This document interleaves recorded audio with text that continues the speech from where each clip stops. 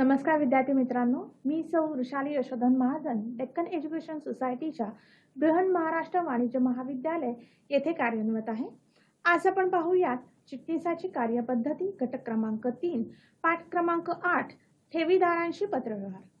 मागील तासिकेत आपण कर्जरोख्यांशी पत्रव्यवहार कसा केला जातो, कोणत्या प्रसंगी केला जातो आणि तो पत्रव्यवहार करताना चिटणीसाने कोणती काळजी घ्यायची हे पाहिले. आता आपण पाहूयात चिटणीसाने ठेवीदारांशी पत्रव्यवहार करताना कोणती काळजी घ्यायची आणि कोणत्या प्रसंगी त्यांच्याशी पत्रव्यवहार करायचा. आता आपण पाहूया पीपीटी. विद्यार्थी मित्रांनो, आता आपण पाठ क्रमांक 8 ठेवीदारांशी पत्रव्यवहार हा सुरू करू.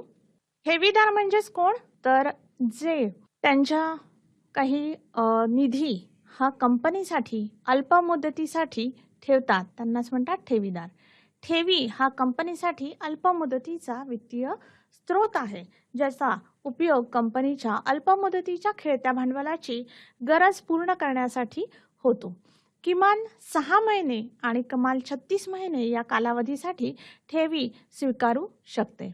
कंपनीने ठेवीवर नियमित व्याज आणि मुद्दल रक्कम मुदत संपताच देणे बंधनकारक आहे. ठेवीदार हे कंपनीचे असुरक्षित धनको असतात. सो ठेवी हा पण एक कर्जाऊ भांडवल असल्यामुळे विद्यार्थी मित्रांनो त्याच्यावर नियमित व्याज आणि तसेच रक्कम, ठेवीची जी रक्कम आहे, मुद्दल आहे, तीही मुदत संपताच देणे कंपनीवर बंधनकारक आहे. आणि ठेवीदार हे सुद्धा कर्जरोखेधारकांप्रमाणेच धनको असतात. आता आपण पाहूया ठेवीदारांशी पत्रव्यवहार करताना चिटणीसाला घ्यावी लागणारी दक्षता. प्रथम, कायदेशीर तरतुदी. चिटणीसाने ठेवी मागवणे, स्वीकार करणे, नूतनीकरण करणे आणि परतफेड करणे या संबंधित असलेल्या कायदेशीर तरतुदींचे पालन कंपनीने यथायोग्य केले असल्याची खात्री केली पाहिजे. कायदेशीर तरतुदी म्हणजेच कायद्यामध्ये कंपनी कायदा 2013 तसेच इतर कायदे जे कंपनीला लागू होतात त्या कायद्यांमधील तरतुदी आणि नियम चिटणीसाने ठेवी स्वीकारताना तसेच ठेवींचे नूतनीकरण करताना आणि परतफेड करताना करायला हवे आणि त्याचा उल्लेख जिथे जिथे आवश्यक आहे तिथे तिथे पत्रामध्ये करणं आवश्यक आहे. दुसरा म्हणजे सौजन्य. ठेवीदारांशी पत्रव्यवहार करताना चिटणीसाने असभ्य आणि अयोग्य शब्दांचा वापर होणार नाही याची काळजी घ्यावी. म्हणजेच पत्र व्यवहार नम्रतापूर्वक केला पाहिजे. विद्यार्थी मित्रांनो, इथे लक्षात ठेवायचे की ठेवीदार हे कंपनीचे धनको असल्यामुळे त्यांच्याशी पत्रव्यवहार करताना चिटणीसाने विशेष काळजी आणि दक्षता घेतली पाहिजे. म्हणूनच सौजन्यपूर्वक अशी भाषा आणि शब्द त्यांचा वापर केला पाहिजे. पुढील आहे तत्परता. ठेवीदारांशी पत्रव्यवहार करताना त्यांनी विचारलेल्या प्रश्नांना आणि तक्रारींना विनाविलंब उत्तर पाठवणे गरजेचे आहे. अचूकता. ठेवीदारांशी कराव्या लागणाऱ्या पत्रव्यवहारात अचूकता असावी तसेच वस्तुस्थितीची अचूक माहिती पत्रात द्यावी. अचूकता म्हणजेच प्रत्येक वेळेस अचूकता ही एखादं व्याज, उदाहरणार्थ कंपनी व्याज देणार असेल तर व्याज किती द्यायचं आहे, त्याची निव्वळ रक्कम किती असणार आहे किंवा त्याच्यामध्ये TDS लागू होतो की नाही हे बघण्याचं काम सुद्धा चिटणीसाचं असल्यामुळे त्यांनी त्यावेळेस अचूक किंमत ही लिहावी लागते. नावलौकिक. नावलौकिक म्हणजेच कंपनीचा नावलौकिक, कंपनीच्या हिताच्या दृष्टीनेच त्यांनी पत्रव्यवहार केला पाहिजे. पत्रात व्यवस्थित भाषेचा वापर केला पाहिजे. पुढील आहे तुम्ही दृष्टिकोन. तुम्ही दृष्टिकोन म्हणजेच ठेवीदारांशी पत्रव्यवहार करत असताना त्यांच्या गरजा, अपेक्षा इत्यादी बाबी विचारात घेऊन चिटणीसाने ठेवीदारांशी पत्रव्यवहार केला पाहिजे. संक्षिप्तता. संक्षिप्त पत्र हे नेहमी संक्षिप्त असलं पाहिजे, म्हणजेच अत्यंत मोजक्या शब्दात पण पूर्ण मजकूर त्यामध्ये समाविष्ट व्हायला पाहिजे. पुढील आहे गोपनीयता. चिटणीसाने ठेवीदारांबरोबर पत्रव्यवहार करत असताना गोपनीयतेचे पालन करायला हवे. तसेच पत्रामधील माहिती ही मुद्देसूद मांडावी आणि टाळली जावी. विद्यार्थी मित्रांनो, आता आपण पाहणार आहोत ठेवीदारांशी पत्रव्यवहाराचे प्रसंग. प्रथम आहे कंपनीमध्ये ठेव ठेवल्याबद्दल आभार मानणारे पत्र. ठेवीदार हे कंपनीचे धनको असल्यामुळे इथे कंपनी ठेवीदारांनी त्यांच्या ठेवी, त्यांचे सेव्हिंग्स हे कंपनीत ठेवल्याबद्दल कंपनी त्यांचे आभार मानणार आहे. त्यामुळे अशा वेळेस कंपनीने त्यांचे आभार मानणारे पत्र हे ठेवीदारांना लिहायला लागते. दुसरे म्हणजे ठेवीवरील व्याज देण्याबाबतचे पत्र. ठेवी हा एक कंपनीचे कर्जाऊ भांडवल असल्यामुळे त्यावर व्याज देणे हे बंधनकारक आहे. व्याज हे अधिपत्राद्वारे किंवा इलेक्ट्रॉनिक पद्धतीद्वारे दिले जाते. अशा वेळेस सुद्धा कंपनीने ठेवीवरील व्याज देण्याबाबतचे पत्र ठेवीदारांना लिहायला हवे. ठेवीदाराच्या नूतनीकरणाबाबतचे ठेवीच्या नूतनीकरणाबाबतचे पत्र म्हणजेच नूतनीकरण म्हणजेच काय की परत एकदा नूतनीकरणाची कार्यपद्धती ही ठेवी स्वीकारल्याची कार्यपद्धतीप्रमाणेच समान आहे. म्हणजेच ठेवीचे नूतनीकरण म्हणजेच काय तर उदाहरणार्थ कंपनीने 2 वर्षासाठी ठेवी स्वीकारल्या आहेत आणि 2 वर्षाची मुदत संपल्यानंतर जर कंपनीला काही भांडवलाची गरज असेल आणि अल्प मुदतीच्या भांडवलाची गरज असेल तर अशा वेळेस कंपनी ठेवलेल्या ज्या ठेवी आधीच्या स्वीकारलेल्या ज्या ठेवी आहेत त्या ठेवींचे नूतनीकरण करते.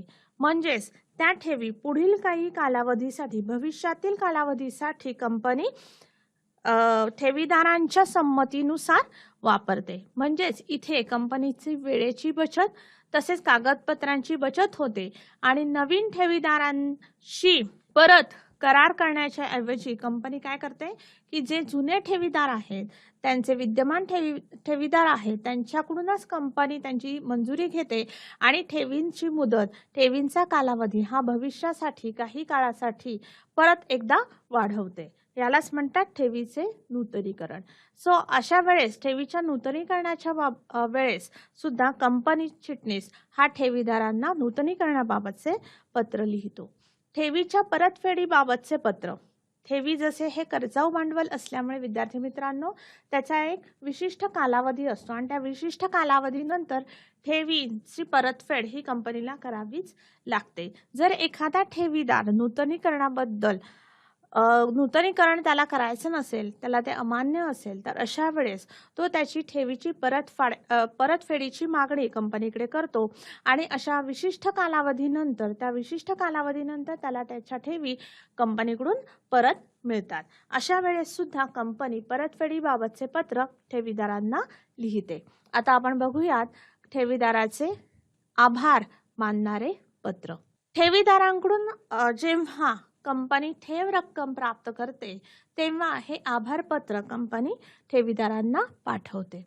ठेवीची रक्कम, तारीख, ठेवीचा कालावधी इत्यादी तपशिलाचा उल्लेख या पत्रात असावा. म्हणजेच काय तर जेव्हा विद्यार्थी मित्रांनो जर इथे या धड्यावर जर असा प्रश्न आला की चिटणीसाने ठेवीदारांशी कोणकोणत्या प्रसंगी पत्रव्यवहार करावा तर अशा वेळेस तुम्हाला हे उत्तर लिहिणं योग्य आहे की कंपनीमध्ये ठेव ठेवल्याबद्दलचे आभार मानणारे पत्र आणि अशा वेळेस हे लिहून त्याच्यामध्ये ते कधी लिहिले जाते पत्र, त्या पत्रामध्ये समाविष्ट बाबी कोणत्या आहेत आणि ते कधी पाठवले जाते, त्याच्याबरोबर एखादं कागदपत्र जोडलेलं आहे का हे सुद्धा तुम्ही लिहिणं अपेक्षित आहे. त्यामुळे जर अशा प्रकारचा प्रश्न आला त्यासाठी ही माहिती तुम्हाला उपयोगी पडेल. पुढे आहे ठेव स्वीकारल्यानंतर 21 दिवसांच्या आत ठेवीदारांना ठेव पावती पाठवली जाते की जसे विद्यार्थी मित्रांनो भागधारकांना भाग प्रमाणपत्र दिले जाते, कर्जरोखेधारकांना कर्जरोखे प्रमाणपत्र दिले जाते, तसेच ठेवीदारांना ठेव पावती ही दिली जाते. तर ठेव पावती म्हणजे काय तर ठेवीदारांनी ज्या ठेवी कंपनीमध्ये ठेवलेल्या आहेत काही विशिष्ट कालावधीसाठी त्यांची पोचपावती म्हणून ठेव पावती ही कंपनीकडून ठेवीदारांना दिली जाते आणि ही ठेव पावती किती दिवसांत द्यायची असते तर 21 दिवसांच्या आत. ठेव स्वीकारल्यानंतर 21 दिवसांच्या आत किंवा ठेवीदारांचा धनादेश वटल्यानंतर 21 दिवसांच्या आत ठेवीदारांना ही ठेव पावती पाठवली जाते. आता आपण नमुना पत्र पाहूया. कंपनीमध्ये ठेव ठेवल्याबद्दलचे आभार मानणारे पत्र. प्रथम पत्राच्या वरती सर्वात वरती मध्यभागी आपण कंपनीचे नाव, कंपनीचे नोंदणीकृत कार्यालय आणि कंपनीचा CIN नंबर लिहिणार. त्यानंतर कंपनीच्या उजवीकडे वेबसाईट, ईमेल ID आणि दिनांक लिहिणार. डावीकडे फोन नंबर, फॅक्स नंबर आणि संदर्भ क्रमांक लिहायचा आहे. संदर्भ क्रमांकाच्या खाली ठेवीदाराचे नाव, ठेवीदाराचा पत्ता लिहायचा आहे. पत्ता लिहिल्यानंतर मध्यभागी, पत्राच्या मध्यभागी आपण विषय लिहिणार आहोत. विषय हा संक्षिप्त रूपातच लिहायचा आहे. इथे विषय आहे ठेवीदारास ठेव ठेवल्याबद्दल आभाराचे पत्र. आता आपण पत्राला सुरुवात करूयात. महोदय, अभिवादन करून, ठेवीदारास अभिवादन करून आपण पत्रास सुरुवात करणार आहोत. महोदय, आपला दिनांक 5 एप्रिल 2019 रोजीचा ठेव गुंतवणूक 1,00,000 बाबतचा अर्ज मिळाला. जाहिरातीतील अटी व नियमास अनुसरून सदर ठेवी 2 वर्षे कालावधीसाठी आपणाकडून प्राप्त झाली आहे. आपण कंपनीवर विश्वास दाखवून ठेव ठेवल्याबद्दल आपले आभारी आहोत. आता विद्यार्थी मित्रांनो, ठेवीदाराने ठेवी ठेवल्या आहेत कंपनीत आणि कंपनी त्याबद्दल आभार मानते. म्हणजेच इथे तुम्हाला उल्लेख कशाचा करायचा आहे, तर किती रुपयांच्या ठेवी त्या ठेवीदाराने कंपनीत ठेवल्या आहेत त्याचा उल्लेख करायचा आहे. किती तारखेला ठेवल्या आहेत त्याचा उल्लेख करायचा आहे. त्याबाबतचा काय अर्ज त्यांनी केलेला आहे त्या अर्जाचा सुद्धा इथे उल्लेख करणं अपेक्षित आहे. त्यानंतर कंपनी या ठेवी स्वीकारताना कंपनी जसे माहितीपत्रक कंपनी काढते, जेव्हा कंपनी भाग विकते किंवा कंपनी कर्जरोखे विकते तेव्हा कंपनी माहितीपत्रक विकते आणि माहितीपत्रकानुसार त्यांच्या अटीनुसार नियमांनुसारच कंपनी भाग भांडवल किंवा कर्जरोखे भांडवल हे उभारते. तसेच इथे ठेवी स्वीकारताना कंपनी जर ठेवी या आम जनतेकडून स्वीकारत असेल तर कंपनीला जाहिरात देणे बंधनकारक आहे आणि त्या जाहिरातीतील अटी आणि नियम याला अनुसरूनच ठेवी स्वीकारल्या जातात. त्याच्यातील अटी आणि नियम या ठेवींना लागू असतात. म्हणूनच इथे त्या अटींचा आणि नियमांचा सुद्धा कंपनी उल्लेख करत आहे. जाहिरातीतील अटी व नियमास अनुसरून सदर ठेवी 2 वर्षे कालावधीसाठी आपणाकडून प्राप्त झाली आहे. म्हणजेच इथे कंपनी उल्लेख करत आहे जाहिरातीतील अटी आणि नियमानुसार ठेवींचा कालावधी किती आहे विद्यार्थी मित्रांनो, तो 2 वर्षे हा कालावधी ठेवींचा आहे. आणि ठेवी कोणत्या तारखेला स्वीकारल्या त्याच्यावरनं साधारणतः तो कालावधी कधी संपत असणार आहे हे सुद्धा तुमच्या लक्षात येईल. आपण कंपनीवर विश्वास दाखवून ठेव ठेवल्याबद्दल आपले आभारी आहोत. म्हणजेच इथे जे अल्प मुदतीसाठी जे भांडवल कंपनीला गरजेचे होते ते ठेवीदारांनी ठेवी ठेवल्यामुळे कंपनीला उभारणे शक्य झाले आणि त्यामुळे कंपनी ठेवीदारांचे आभार व्यक्त करते आणि त्यांनी जो विश्वास कंपनीवर दाखवला त्याबद्दल कंपनी त्यांचे आभार मानते. पुढे आहे ठेवींचा तपशील. आपण इथे तक्ता आखणार आहोत विद्यार्थी मित्रांनो. प्रथम आहे मुदत ठेव क्रमांक, 2 ठेव रक्कम 1,00,000, 3 ठेवींचा कालावधी वर्ष 2 वर्ष, 4 व्याज दर टक्क्यांमध्ये 12.5%, 5 आहे बँकेचा तपशील. बँकेचे नाव आहे सिटी बँक आणि खाते क्रमांक 222,040. म्हणजेच हा ठेवींचा तपशील देणं पण बंधनकारक आहे की ज्यामुळे ठेवीदाराला पण लक्षात येईल की आपण आपल्या ठेवीची रक्कम आपण किती होती, आपल्या ठेवींचा कालावधी किती आहे, त्याचा व्याजदर किती आहे आणि कोणत्या बँकेत त्या ठेवी ठेवलेल्या आहेत. तसेच मुदत ठेव क्रमांक काय आहे याचा सुद्धा उल्लेख कंपनीने इथे केला आहे. कंपनीचा चिटणीस परत एकदा कंपनीच्या संचालक मंडळातर्फे कृतज्ञता व्यक्त करते आणि आम्ही आपणास सदैव उत्तम सेवा देण्याची खात्री देतो. ठेवीदार हे कंपनीचे धनको असल्या कारणाने कंपनी इथे त्यांना उत्तम सेवा देण्याची खात्री देत आहे. कळावे, आपला विश्वासू जिकडे लिहायचा आहे. त्याच्यानंतर कंपनीचे नाव, चिटणीसाची सही, चिटणीसाचे नाव आणि चिटणीसाचा कंपनीतील हुद्दा म्हणजेच कंपनी चिटणीस, सोबत ठेव पावती क्रमांक 678.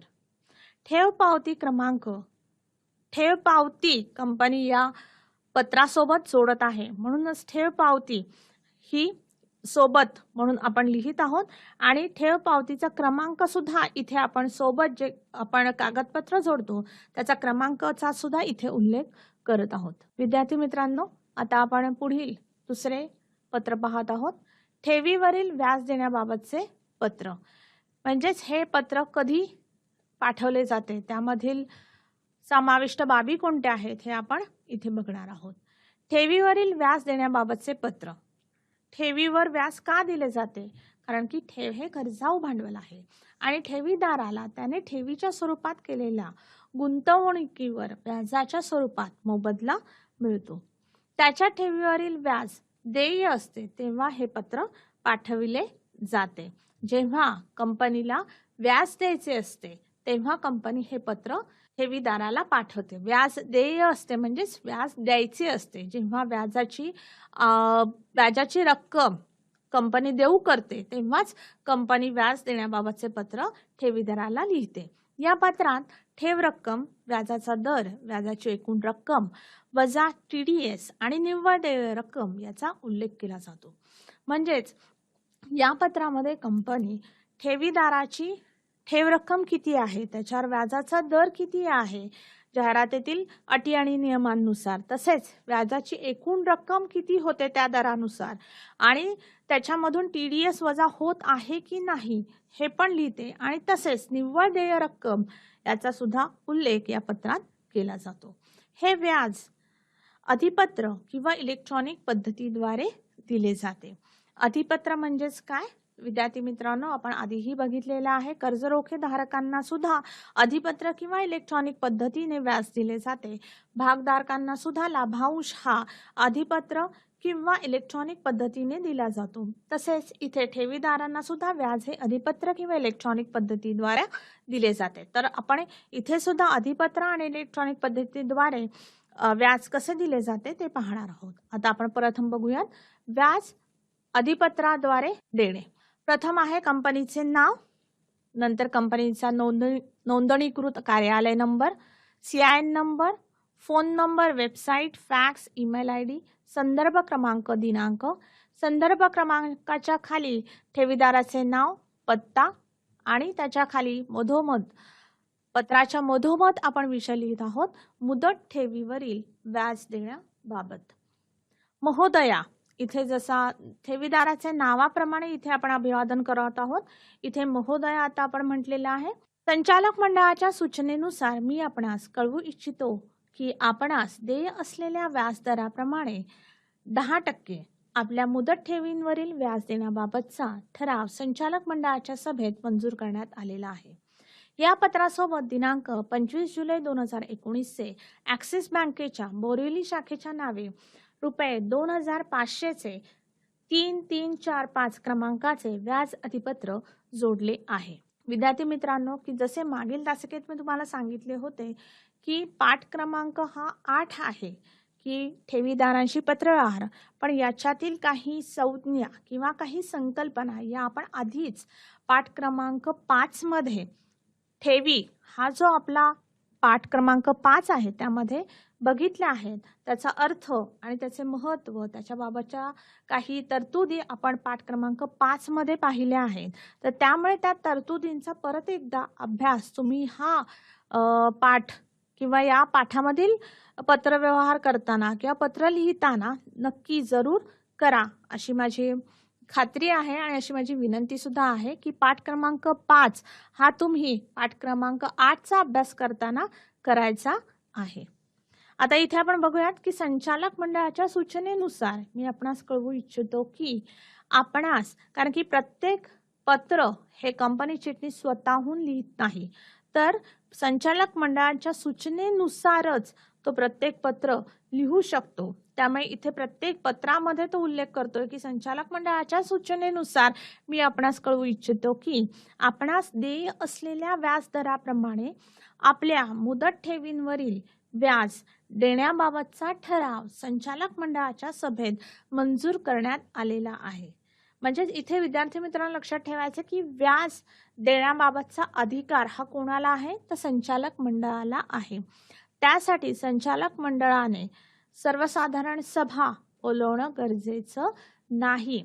त्याचा निर्णय हा संचालक मंडळाच्या सभेत घेतला जातो आणि संचालक मंडळ हे ठराव मंजूर करून तो निर्णय घेतो. म्हणूनच आपण इथे संचालक मंडळाची सभा आणि सभेत मंजूर केलेला ठराव याचा उल्लेख करणार आहोत. तसेच इथे व्याजाचा दर सुद्धा, मंजूर केलेला दर सुद्धा आपण उल्लेख करणार आहोत तो आहे 10%. या पत्रासोबत दिनांक 25 जुलै 2019 चे ॲक्सिस बँकेच्या बोरिवली शाखेच्या नावे 2500 रुपयाचे 3345 क्रमांकाचे व्याज अधिपत्र जोडले आहे. म्हणजेच याबरोबर कंपनी असे सुद्धा नमूद करत आहे की या पत्रासोबत कोणते कागदपत्र जोडले आहे, त्या कागदपत्र कोणत्या बँकेचे आहे, त्या कागदपत्रा किती रुपयाची रक्कम नमूद केलेली आहे आणि त्या कागदपत्राचा क्रमांक काय आहे, त्या कागदपत्राचे स्वरूप काय आहे हे सुद्धा इथे कंपनीने उल्लेख केलेला आहे. तर या पत्रासोबत कंपनीने काय जोडले आहे विद्यार्थी मित्रांनो, तो अधिपत्र, व्याज अधिपत्र. कोणत्या तारखेचे? दिनांक 25 जुलै 2019. कोणत्या बँकेचे? ॲक्सिस बँकेचे बोरिवली शाखाचे. आणि किती रुपयाचे? तर 2500 रुपयाचे, ज्याचा क्रमांक आहे 3345. त्यामुळे या गोष्टी तुम्ही अशा मुद्देसूद लक्षात ठेवल्या तर तुम्हाला पत्र लिहायला सोपं जाणार आहे. पुढील मुद्दा आहे ठेवीवरील व्याज देण्याबाबतच्या सर्व कायदेशीर तरतुदींची पूर्तता कंपनीने केली आहे आणि त्यानंतर मुदत ठेव व त्यावरील देय असलेल्या व्याजाचा तपशील खालीलप्रमाणे कंपनी देत आहे. आता आपण परत तक्ता बघूयात. इथे 7 कॉलम आहेत. पहिला आहे व्याज अधिपत्र क्रमांक 3345. दुसरा मुदत ठेव पावती क्रमांक 2032. 3 ठेव रक्कम 25,000 रुपये. व्याज दर 10%. व्याजाची ढोबळ रक्कम 2,500 रुपये. TDS इथे लागू होत नाही म्हणून इथे आपण डॅश करतोय. निव्वळ व्याज देय रक्कम 2,500 रुपये फक्त. इथे लक्षात ठेवायचं विद्यार्थी मित्रांनो, व्याज अधिपत्र क्रमांक याचा आपण उल्लेख करत आहोत. तसेच जी ठेव पावती कंपनीने दिलेली आहे त्या ठेव पावतीचा क्रमांक काय आहे त्याचा पण उल्लेख कंपनी इथे करत आहे. नंतर ठेव रक्कम, या ठेवीदाराने किती रकमेची ठेवी या कंपनीमध्ये ठेवलेल्या आहेत त्याची ठेव रक्कम किती आहे याचा पण उल्लेख कंपनीने इथे करत आहे. 25,000 ही ठेव रक्कम आहे आणि व्याज दर कंपनीचा आहे 10%. म्हणजे सरळ 25,000 10% हे किती येतात?